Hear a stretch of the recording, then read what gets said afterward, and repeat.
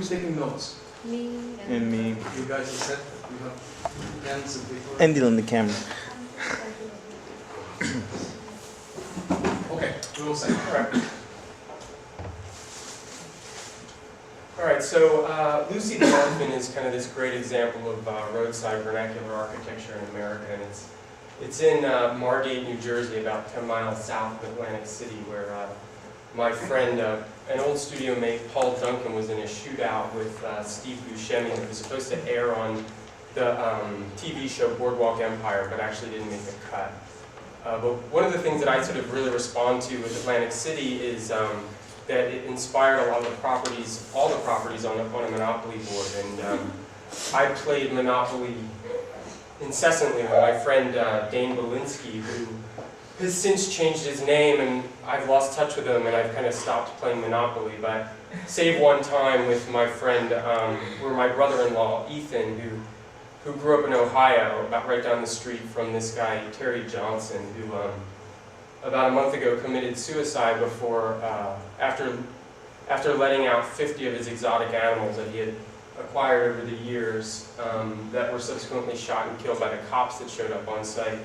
This kind of mass slaughter of lions and tigers and bears. And it reminded me of this story that I had heard at the Hearst Castle, where some of the zebras had gotten out from the leftover zoo that had belonged to William Randolph Hearst. And they were shot and killed by the neighbors because apparently they were tormenting the neighbors' horses, and they had gotten out of the fenced-in area. And you know, some historians have kind of theorized that the slower industrial progression of Africa is due to the inability to domesticate a zebra. And so, you know, like the zebras are these kind of stubborn creatures, but there's, you know, been this attempt to you know, create these hybrid breeds of zebras, like combining the zebra and the horse to make the zorse, or the zebra and the donkey to make the zonkey, or also known as the zedong. You know, but this, you know, it was fashionable in the 19th century and has kind of since gone out of fashion. But you know, people still do it, I guess. And but you know, so last summer I went to the Hearst Castle, and you know, the movie Citizen Kane is loosely based on the life of William Randolph Hearst, and the interior shots of the fictional Xanadu actually wasn't filmed at the Hearst Castle, but rather at Oheka Castle, which is in Long Island, and it's right down the street from the Long Island Duckling, which served as also another kind of roadside vernacular attraction, and it served as a model for Denise Scott Brown and Robert Venturi's seminal book, Learning from Las Vegas, where they kind of distinguish the idea between a sort of duck and a decorated shed, which I don't really have time to fully like articulate, but the duck is kind of a metaphor for modernist architecture, where the decorated shed, they're sort of, you know, claiming is, you know, a new kind of architecture where the form is, well, with the duck, it's like the form is determined by the function, whereas the decorated shed, there's a traditional notion of shelter, and the function is communicated via signs, kind of pinned on top.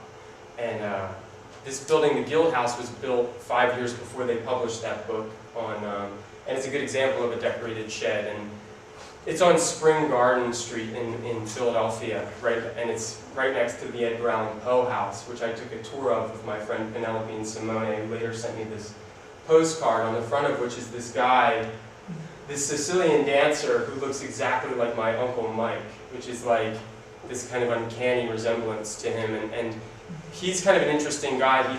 He lives sort of this double life, one of them in Philadelphia and the other one working at a pro shop golfing, and he goes by the name Sparky. But he's the brother of my dad, who owns this set of old Edgar Allan Poe volumes, and he used to read me The Raven in particular when I was growing up, and I remember really well the living room in which this set of volumes was housed. And the other contents include these these wood engravings by this guy named Michael Mincer, who I think is in jail for tax evasion, but he was a friend of my dad's. And I also remember this book of Annie Leibovitz photographs, on the front of which was Tina Turner, and the Polar Express, which is now housed in my mom's extensive book collection. But the death of Edgar Allan Poe remains kind of mysterious. He was in Richmond. He was supposed to go to New York and somehow ended up in Baltimore. And somewhere in the midst of all that, I sort of confused Richmond, Virginia for Lexington, Virginia, where you can find the College Washington and Lee, the House of Stonewall Jackson, the museum that houses his horse, and where Cy Twombly used to live, where I was actually hired to go down there and work with the foundation and root through all of his belongings and to determine what they wanted to take and leave behind. This is a gravestone. This is an African mask that was in Cy Twombly's house and my friend Sam. But the one thing that I found out when I was there is that, you know, his name wasn't actually Cy Twombly, it was Edwin, and his dad's name was Edwin Parker, but had changed it to Cy Twombly, and his dad was a Major League Baseball player for a year, and he played for the Chicago White Sox, and which happens to be it was my favorite team when I was growing up. I really sort of loved Frank Thomas, and I collected all of his cards and followed everything he did. But, you know, having been from Philadelphia, I couldn't help but sort of know what was going on with the Philadelphia Phillies. You know, in particular, the MVP Lenny Dykstra was always a kind of hit. And I remember when he got in a car accident on Darby Paoli Road, right down the street from Valley Forge National Park, where George Washington had apparently trained, you know, all of his troops for the Revolutionary War during a winter. And I used to go there with my grandmother, and we used to fly kites and look at this tower, which I was never allowed to go up into because it was always closed. And I recently found out that it's been torn down and relocated to the Grand Canyon of Pennsylvania, which is actually a state park. And there's a trail there that starts there and goes all the way to a town in Pennsylvania called Jersey Shore. It's a town called Jersey Shore. And you know, growing up, I went to the Jersey Shore every summer with my parents, in particular Stone Harbor, Avalon, and Sea Isle City. It's like the sort of southern New Jersey. The Jersey Shore is kind of an overall arching term that we would use, you know. And I recently returned. I mean, this is in the summer. This is Stone Harbor in the summer, and I recently returned there with some friends, kind of in the off season, because these kind of giant houses, these giant empty houses with like wraparound porches were everywhere, and it was like this desolate town. And it was the weekend that it snowed in New York, and it flooded when we were there. We woke up on Saturday morning and there was this sort of inches of rain that kind of kept growing.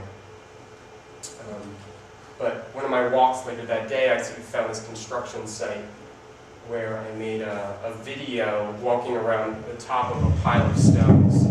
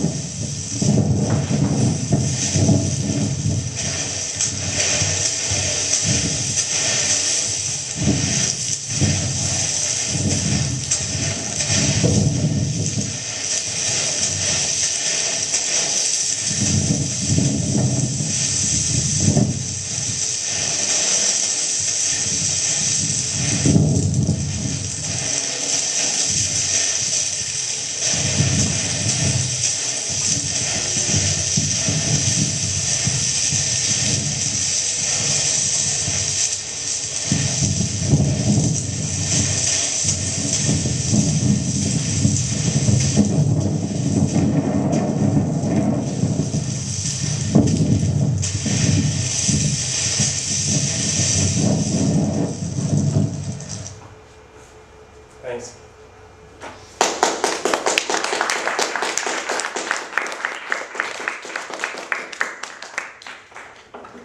So there's that book is, oh, it's getting passed around. That's part of it.